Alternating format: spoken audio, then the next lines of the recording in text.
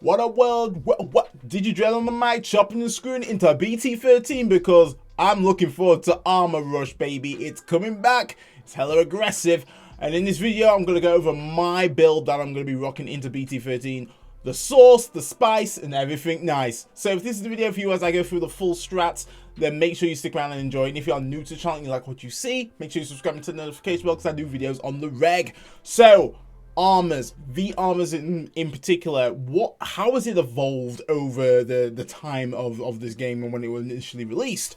So, Vmon and the arm line effectively was going in a rush direction. Means that you obviously use your jamming V, go in with your fire rocket, with your armors, and you just go straight in. If your armor breaks, no worries, because you got jamming V underneath, and the checks still go through.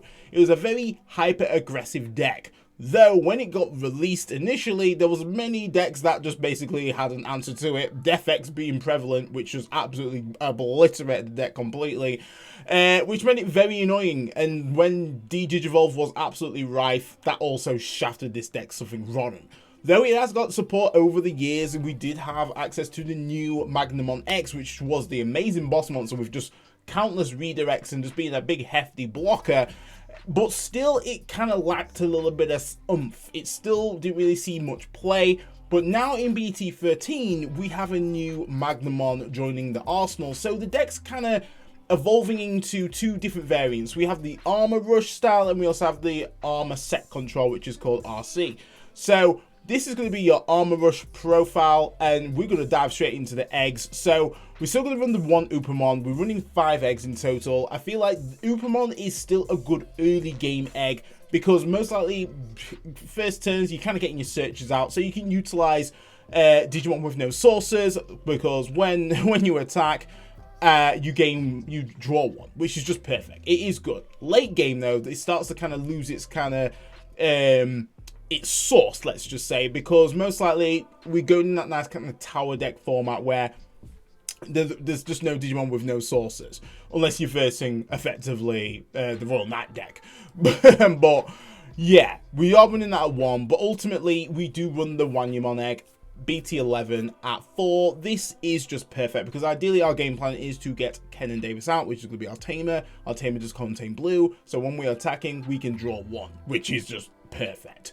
So we run 5 Digi eggs in total. So let's go over to the rookies. As you can see, it's Vmon stacked. But one thing is that it's got plenty of search in this deck. I mean, so much search. The main thing is a matter of you getting your core Vmon, which is going to be your jamming V, which we are running at 4. Because this boy really facilitates you going aggressive and also surviving the checks in order for you to kind of continue your combo. Jamming V is just such a staple in this deck. It'd be pretty awesome if we did manage to get another jamming Vmon later down the line. We'll have to see what happens when we do get the new Digimon film, which I hope to God they've got some more armor support in there. But we do want to be running that at 4. But the rest of them are going to be your primary searches in order for you to extend your plays ready for your next turn. So ideally, you want to be running 4 of the BT8 Vmon. This one right here is just your primary searcher for your armors and also for your Tamer as well, because you can reveal top 4 and then add 1 dual color card which contains blue from amongst them, which is just really strong, really good. We've got a lot of cards that are dual color, which we do want to obtain. So throwing this out, if you've not got any armors in hand, is just the perfect turn right there. And if they've not got an answer for it, that means that effectively on your turn 2, you're going to push up and you're going to have 2 Vmons that you can literally start building up your armors and then getting your board presence going. Then we do have the Vmon from BT12. So this Vmon as well is also quite a good target to put in your racing if you don't have the jamming V, because you do have the inheritable, which you enable to DNA, and we do have a DNA target that we can utilize, which is really good to kind of stabilize your security, being the main thing.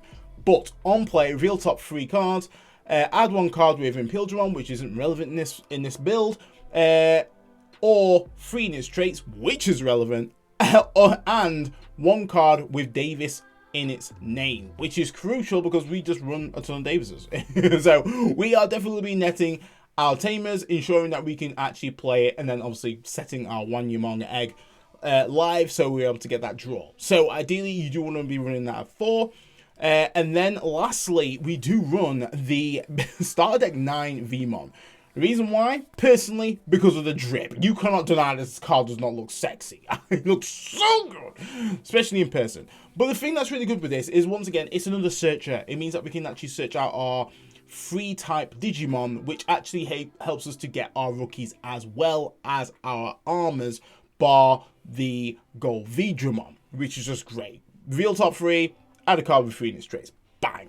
Absolutely sweet. So we do run that at 3, and that concludes the rookie lineup. In total, 15. Now let's go over to the juicy champions. Champions is where it's all going to be at. It's where the party's happening. So we still run the OG Magnamon BT8 at 4. This card is just so good. I think it's just literally an ultimate. It's an ultimate slash mega in champion form. It is really good. Evo for 3 on top of a Vmon, worth. Armor purge is standard, winning. And then you're able to obviously unsuspend, which is really good. Means that your block is always going to be live when you Evo into this boy. And then when digivolving, depending on how many armors you get in having trash, you get 2000 DP till the end of your opponent's turn. So really good heavy blocker. Carries over when you go into your Magnamon X, which is just even better because that's just got countless redirects in place. So if you can build up your trash with armors, this boy gets really strong. So great early game, great late game. There's never a time when he's not great. He's just always great. So we do run that 4. So let's go over to the new Magnamon. The new Magnamon is spicy, but it's a different way of how Armor Purge works with this.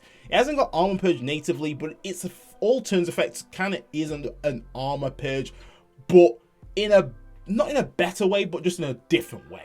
So Evo for 3 off top of a Vmon as standard, has got blocker, which is great. Doesn't have the unsuspend though, so it is crucial that you do have Davison Ken out, because it means that you can effectively get the unsuspend when you do Evo into him, so your blocker is live. But all turns, when this Digimon would leave the battle area, so just literally if it's just not in the area, if it's even Chaos Deed, technically it's not in the battle area, you draw 1, which is good. We'd love a bit of draw for sure. Then you may play 1 Vmon from your hand or from this Digimon's Digivolution cards without paying the cost. Winning means that you can still maintain board presence, and because we've got a whole bunch of searchers, we can actually get the on plays of those, search out a key card that we may need. We might need a freaking another armor, blam, we'll just throw out the freaking BT8 Vmon, not a problem. So we do have ways to kind of continue our plays here, which is really good while still being defensive. It's definitely a 3 of. I think it's a little bit intense having it at 4, just because this whole deck is about rushing, and the cost of 3 to Evo can somewhat slow us down a little bit. But don't worry, we still got some level 2, still got some Evo 2 cost Digimon in here, and we're going in with the Gold Vidramon. This card is so good. It is so good. I think it's like the utility it brings whilst still being quite offensive. Offensive? Offensive. Yeah, I said it right. Offensive, yeah. Is brilliant because it has Armor Purge standard. Evo 2 on top of a Vmon. Sick. But it's when digivolving is where it's really good at controlling and being aggressive while stopping the opposition there too. So one of your opponent's Digimon gets minus 2k DP for the turn. So this could be used in so many different ways. You could pop a freaking rookie who's 2k or less, winning. Or you can use it in this other application. If you have a blue or yellow Tamer in play, or you have a card with armor form in its traits in your trash, one of your opponents with 6000 DP or less can't block or attack until the end of your opponent's turn. This is actually pretty big. The reason why is that you could actually stop an ultimate from freaking attacking. Or you could literally, once again, multi-pop 1 rookie from the first ability and then stun a champion. And this will continue if they go up the line. Only how this will kind of remove is if they DNA into something. So strong, this card. Honestly, rock it at 3. One thing to note, though, is that it is not a free type, being the thing. So this is the reason why BT8 Vmon is a good searcher for this boy. Use him if you don't have this card in your hand and you want to get this card in your hand. That's when you use your BT8 Vmon. Don't use your other Vmons trying to search out for this card. This is the reason why we have bumped him up to 3, because it's a lot harder to search for this boy. But we should run into it quite frequently. Then we still run the OG Digimon. Digimon's still a really good card. Good for controlling. Good to gain the memory from our Davis and Ken. Really, really strong. And then, well, you know, when digivolve him, suspend opponent's level 4 or lower. Just, yeah, it's just a really good card to have in your arsenal. We don't run the Flame Digimon because I feel like, you know, we do want to kind of build up our trash with armors. And we do have cards to kind of bring back our core armor pieces of, obviously, our Magnamons. So, this is the reason why we don't run Flame Digimon, because I feel like Gold Digimon's just doing better in that sense. So that concludes for the champions. We do run 12. Then we go to level 5s. We do just cheekily run a 2 Shakumon. This card is just good. Really good for the DNA. It's kind of got the nice bounce effect based on your security stack total. So if it's DNA'd, if you have 5 or fewer security cards, recover 1. So even if you're at 5, you can still recover, and that will put you to 6. So effectively, the second part, when this Digimon is DNA'd, return one of your opponent's Digimon whose level is less or equal to the number of cards in your security stack to the owner's hand. So this is where, if you are at 5 and you recover to 6, you can bounce level 6.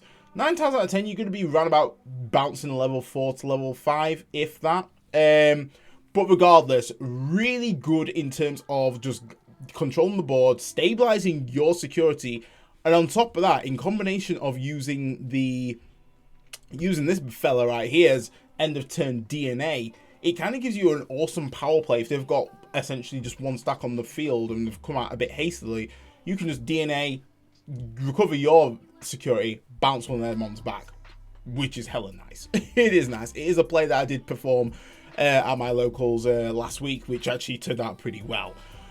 So that concludes the ultimates. We just run cheeky 2.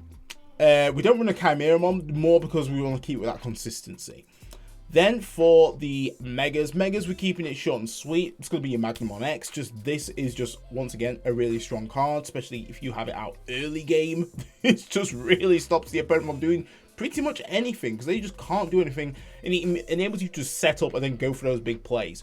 So if you can get out early, winning, because you can evo on top of a Magnamon for the cost of 4. If you use the Awakening the Golden Knight, you can evo in for cost of 3, which is just a really strong play, and then you can't be DP reduced. On top of that, you have unlimited amount of freaking redirect if you have a Digimon with armor in its traits in the Digivolution source or X antibody. One thing to note is that Blue Flare can actually take out specific armor Digimon from your source. They can strip that. Ash at my locals definitely treats me to that bit of spicy surprise. I was like, oh, here we go, Blue Flare and its amazing support. So be careful on that front. But once again, you have the unlimited redirects, which is sick. And then if it was going to be deleted, you can prevent its deletion by putting it to the top of your security stack. So the good thing about this is essentially if you've evoed on top of Magnamon, you've restood, effectively you've got 2 blocks. Like I mentioned before, if you have the Magnamon's ability of gain that DP from armors in trash, that does apply to this as well, which obviously makes you a very high beefy blocker, which can redirect pretty much unlimited amount of attacks as long as you have a armor form in your Digivolution source. So really, really strong card. We do run that at 4. I feel like you just want to see that quite early if you can. We do run the Panic Button Death X. I feel like this card is just Really helpful in what it does. It can literally just board clear if necessary. It can be a menace. It doesn't even have to necessarily, you know, once you throw it out, you don't necessarily have to swing with it if you just want to just keep it there just to kind of keep control. I feel like people think that people are not going to run Defex. I feel like people probably still run it just for that nice bit of control element. We do have Jessmon that's going to be running Rife. So a nicely timed Defex could really come pretty clutch because it does go based on level. Obviously digivolve 1, which is good.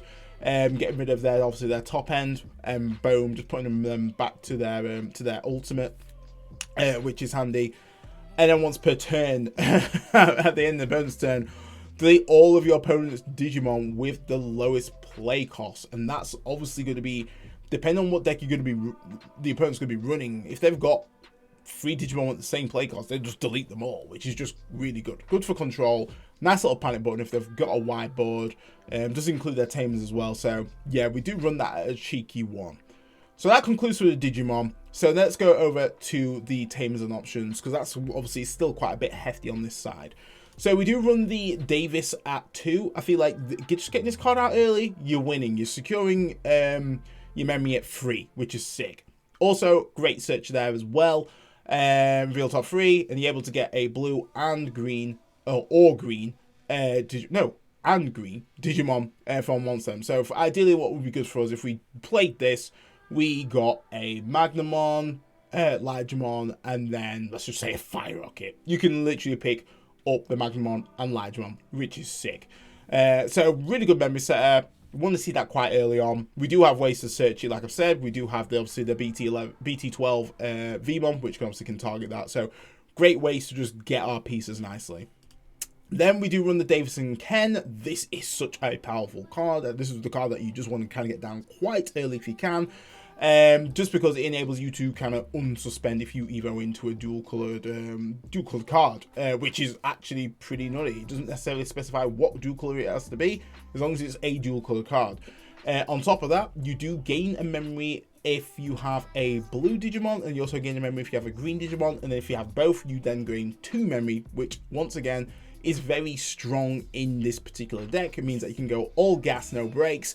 And let me tell you, I'm all for that Need for Speed, man. I'm like family. So yeah, we are definitely rocking that at 3. We want to be getting that down quite early, and if it's propped off in security, oh god, the opponent better be sweating, just like me in this freaking hot office. Then we go into our options. So options, we do run the free Fire Rocket. This is a very powerful card early game, but ideally when you want to be using this is when you do have your jamming Vmon being the key thing. As well, obviously, like I say, getting that additional secure attack just means that you can just kind of swing it nicely with some heavy aggression. On top of that, if you combo it up with, say if you have, at this point probably at 5 memory, let's just say, you push out, you're already at Ligemon, so forth. That's how you got your 5 memory. Boom, pop Fire Rocket down, you've got Jam Reveal underneath, you swing, you go for 2 checks, your armor breaks, evo into your Magnamon. That's got your stat buffs because you got so many arms in trash, going for another swing because you've unsuspended, and then just wrap it up with a cheeky freaking evo into Magnamon X, suspend your Davis and Ken, that obviously restands that, and you're pretty much done 4 checks, and you got the opponent sweating because they have to deal with this absolute menace, which effectively is going to recover you 1. It's nutty how effective this card can be, but the application has to be just right. On top of that, its actual security effect's not too bad in this particular format, because we do have a lot of Digimon that have blocker natively in that sense. So delete the Digimon with blocker, pretty handy. I mean, Armor Rush versus Armor Rush, this could be quite detrimental in that sense, because we also have 2 Digimon that have blocker, and that's obviously they're both Magnamons. So we do want to be running that at 3. Then we also run the Hammer Spark at 3. Yes, man, Hammer Spark is coming back into the game.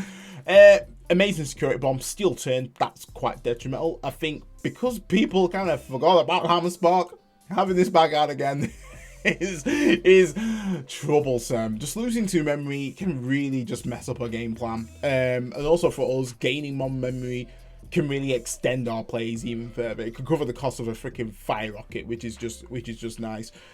So we do run that there at 3. Then we do run the Awakening of the Golden Knight. This is such a great card. Even better now that we have even more Magnamon targets that we can actually just grab. So if it's procced off from security, let's just read this one out first, because this is where the application is pretty sick. Is that you can return one card with Magnamon in its name, which is just sick, so you can get your Magnamon X if you want to, from your trash to your hand, and then add this card to your hand. Powerful. Oh my man, just have it in security. I'd be happy with that. But its main effect is that you may digivolve one of your Digimon with armor form in its traits into a Digimon with Magnamon in its name from your hand. So with this, it doesn't necessarily have to be essentially a Magnamon X. It can literally be another Magnamon. So you can stack a Magnamon on top of a Magnamon if you wanted to. It's pretty crazy like that. And then this card cannot be affected by DP reduction effects from your opponent to the opponent's end turn. So with this, obviously, we are getting to a point where, you know, Shine Greymon's going to be a thing. This is going to be very helpful. It means that your Magnamon's going to be quite sticky, which is going to be really nice in order for you to not get clapped by it. So ideally, we do want to be running at 2. There could be a actual case to run it at 3, but I feel like sometimes it can be a little bit clunky in hand, especially if you don't have a Magnamon. But 9 times out of 10, we should have a Magnamon now that we have literally what, freaking 11 targets in theory. So yeah, we do run that at 2.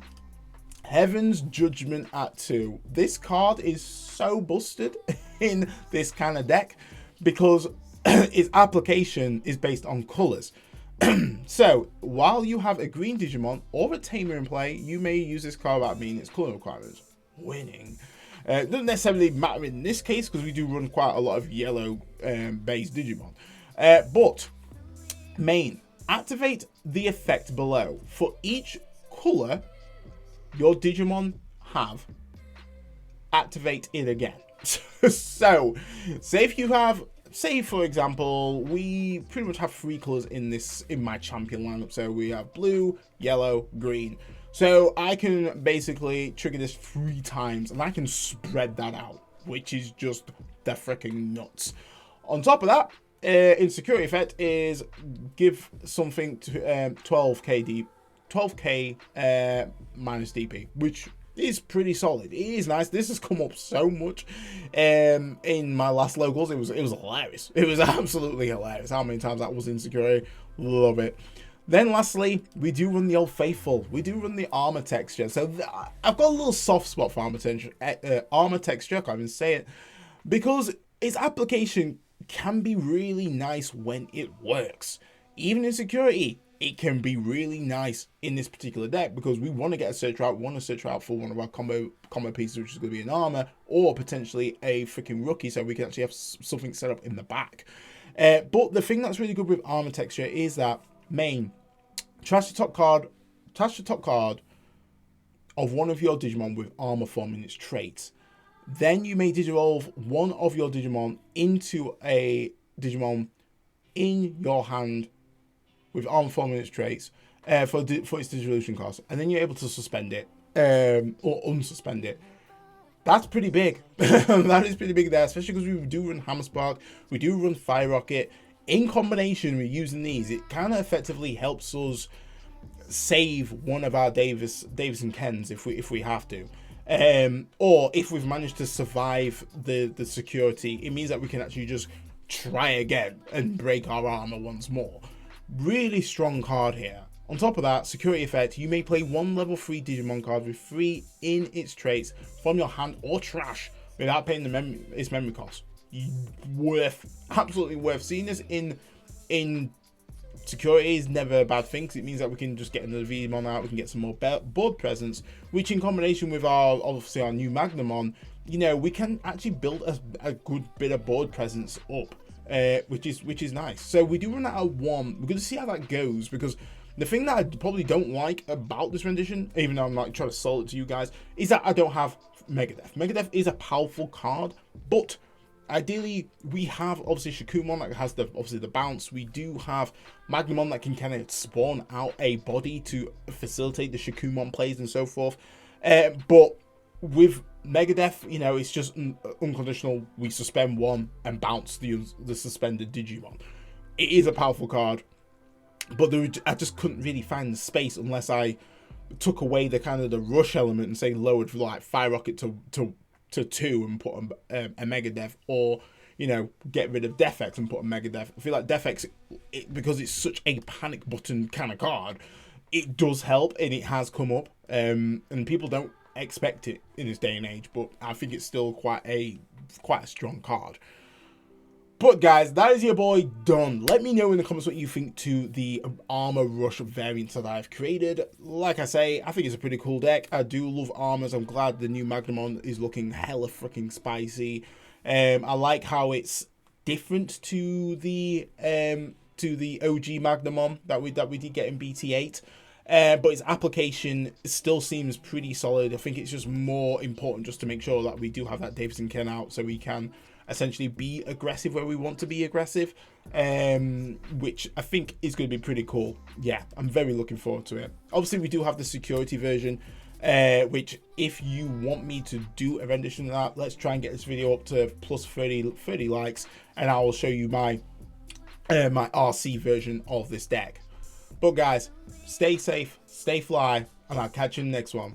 Digidread off the mic.